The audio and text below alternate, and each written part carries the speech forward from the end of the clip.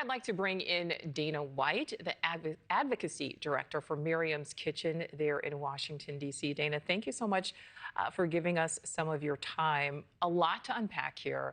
First, let's listen to more of what President Trump had to say about policing. I said, you tell them, you spit and we hit, and they can hit real hard. Police are and they're told, don't do anything under any search. So and you can see they want to get at it.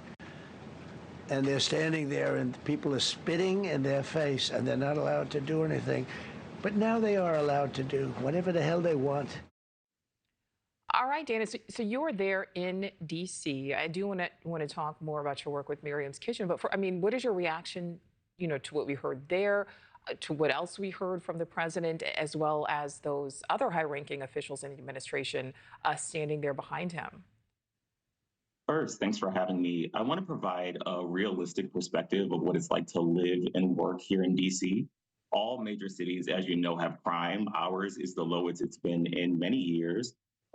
I spend time at farmers markets during the day and going for solo runs at night, certainly not feeling threatened by our neighbors who live in tents because housing is unaffordable. If policing resolved homelessness, we wouldn't have homelessness in DC or anywhere else in the country. If clearing encampments was ever about anything more than making the crisis invisible, we wouldn't be in this moment. And so the rhetoric that we're hearing from Trump is really to scapegoat some of our most vulnerable neighbors. And certainly that is some of the pushback, because there are questions about, when it comes to homelessness, if people are cleared out, where are they going and where are they going long term? Let's listen, Dana, to what the president had to say about some neighborhoods. It's becoming a situation of complete and total lawlessness. And we're getting rid of the slums, too. We have slums here. We're getting rid of them. I know it's not politically correct. You'll say, oh, so terrible. No, we're getting rid of the slums where they live. So, Dana, it certainly is not politically correct, but there are a lot of people who 100% agree with the president. Do you think this is an approach that will work when it comes to tackling homelessness, when it comes to tackling crime? Well, there's no shortage of data that shows what works. It's housing and supportive services with a housing-first approach specifically.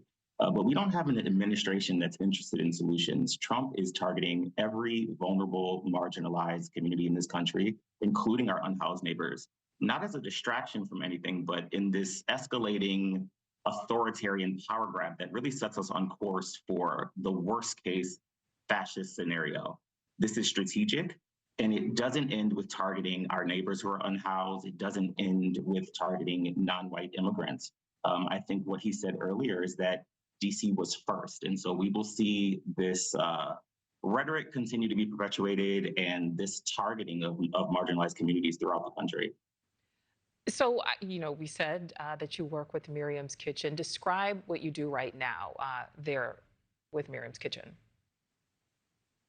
Right. So Miriam's Kitchen is a provider of housing support and meal services. I work on the advocacy team, really pushing for local policy and budget prioritization that gets people into housing quickly, securely, and permanently. So when it comes to the president's plans, which, right now have talked about clearing out some of these encampments, there has not been a lot of focus about what comes after they're cleared out. What do you say to people, who do look around their own cities and do see that this is a problem there as well? I mean, we certainly know it's very complicated, but what do you say to people who say, but something needs to be done, and these people fully support what President Trump wants to do?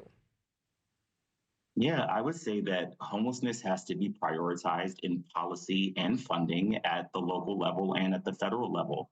What's particularly alarming about the threat to remove our unhoused neighbors from the streets and from the district entirely is that it's treating vulnerable people as if they are this occupying enemy force.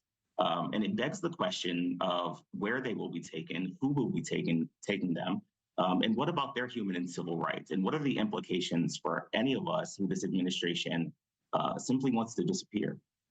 Thank you for watching. Subscribe below and download our NewsNation app right now on your phone, and you will get fact-based, unbiased news for all Americans.